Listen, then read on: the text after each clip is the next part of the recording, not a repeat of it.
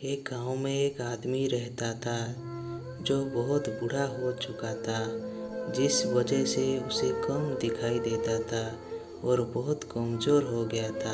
इसीलिए अपनी बची कुची ज़िंदगी अपने बेटे के साथ बिता सके, इसीलिए शहर में रह रहे उसके बेटे के घर रहने चला गया। बेटा एक शहर के छोटे मकान में रहता था।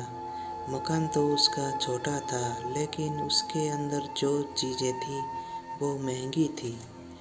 उस मकान में बेटा, उसकी पत्नी और उनका एक 5 साल का बच्चा, ये छोटा सा परिवार साथ मिलकर रहता था। बूढ़े पिता के आने से उनके परिवार का एक सदस्य और बढ़ गया। यह पूरा परिवार रोज़ सुबह शाम डाइनिंग टेबल पर साथ में खाना खाया करता। बूढ़ा पिता अपनी कमजोरी के चलते हमेशा खाने की चीज़ें नीचे गिराता रहता और कोई बार कांची के बर्तन भी टूट जाया करते थे। कुछ दिनों तक तो बहू और बेटे ने ये सब सहन किया, लेकिन बाद में वो दोनों बूढ़े को ऐसी हरकती से चिढ़ने लगे। एक दिन बेटे ने कहा कि ऐसा कब तक चलेगा, हमें कुछ करना पड़ेगा। उसकी पत्नी भी इस बात से सहमत हुई। अगले दिन बेटा कहीं ऐसे एक पुराना मोज लेकर आया और घर के एक कोने में उसे लगा दिया और अपने पिताजी से कहा कि आप यहीं पर बैठकर खाना खा लिया कीजिएगा। उन्हें एक लकड़ी का बर्तन भी बनवाया जिसमें वो अपने बूढ़े बाप को खाना देने लगे। अपने कांच के कीमत बर्तन बचाने के लिए अपने पूरी बाप को लकड़ी का बर्तन देने में उन्हें जरा भी शर्म नहीं आई। अब खाने का समय जब जब होता तो बूढ़ा बाप एक कोने में बैठकर खाना और बाकी का परिवार डाइनिंग टेबल पर खाना खाया करता। डाइनिंग टेबल पर बैठे बैठे दोनों पति पत्नी कभी कभी अपने बूढ़े बाप को तरफ देख लिया करते। बूढ़े बाप को आंखें में उन्हें आंसू भी नजर आती, मगर उन पर जैसे कोई असर ही नहीं होता।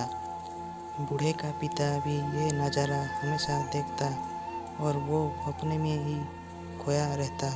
एक दिन जब पति पत्नी डाइनिंग टेबल पर बैठकर खाना खा रहे थे, तब उनका बच्चा जमीन पर बैठकर कुछ कर रहा था। उन दोनों ने बच्चे के हाथ में लकड़ी का टुकड़ा देखा, लेकिन उन्हें कुछ समझ में नहीं आया कि बच्चा लकड़ी के टुकड़े के साथ क्या कर रहा है। जब बच्चे के पिता ने उसे पूछा कि बेटा आओ खाना खा लो, तुम नीचे बैठकर क्या कर रहे हो, तब बच्चे ने भोलेपन से कहा, और मम्मी पापा, मैं आप दोनों के लिए लकड़ी का बर्तन बना रहा हूँ ताकि आप लोगों को जब आप पूरे हो जाएं तो दिन में खाना दे सकूँ। अपने नादान बेटे द्वारा दी गई ये सहज बात दोनों के दिल में तीर की तरह उतर गई। दोनों एक दूसरे का चेहरा निहारने लगे। बिना कुछ कहे ही दोनों की आंखों में पानी आ गया और उन्हें अपने भविष्य की किताब अपने आप के सामने खुलती हुई नजर आई। उन्हें समझने में ज़्यादा देर नहीं लगी कि अब उन्हें आगे क्या करना पड़ेगा। अगले दिन कमरे के कोने से वो पुराना बोझ हट गया और अब बूढ़ा पिता और बाकी का परिवार साथ में मिलकर फिर से खाना खाने लगे। बूढ़े की कमजोरी को वजह से हो रही गलतियां भी अब किसी को नहीं चिढ़ाती थी। दोस्तों, ये कहानी हमें बताती है हर वो पत्ता जो आज हरा है वो कल सूखेगा और डाली से नीचे भी गिरेगा।